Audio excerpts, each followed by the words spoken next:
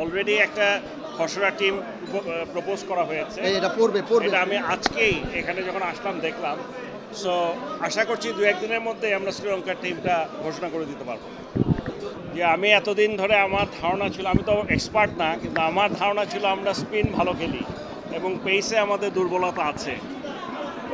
বিশেষ করে যখন নাকি আমরা south Africa, New Zealand, West Indies, Australia, এই ধরনের ইংল্যান্ড এসব জায়গায় যাই, তখন আমাদের স্পিনটা না, আমরা পেসটাকে নিয়ে বেশি চিন্তা ভাবনা করি, বিশেষ করে সোফার ব্যাটিং ইজ কনসার্ন।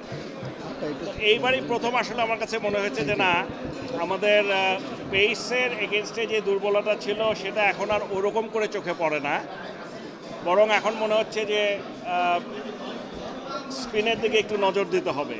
কিন্তু আসলে একটা সিরিজ দেখে বলাটা খুব কঠিন, কারণ আপনারা যদি দেখেন এই ওদের যে স্পিনার ছিল সেম মহারাজকে কিন্তু এরা ওডিআইতে ভালোভাবেই খেলেছে।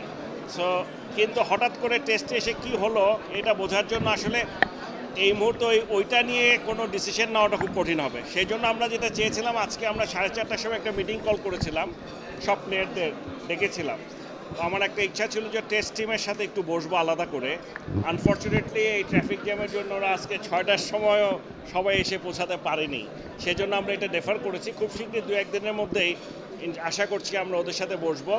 ওদের কাছ থেকেও একটু শোনা দরকার যে ওরা কি মনে করে, কি কারণে হঠাৎ করে এরকম একটা পারফরমেন্স হলো। কারণ যত কথাই বলুক না কেন, এই যে প্লেয়ারগুলো আমাদের এখানে খেলেছে এবং যে কয়েকটা প্লেয়ার ছিল, এরা কেউ এরকম পারফর্ম করার কথা না।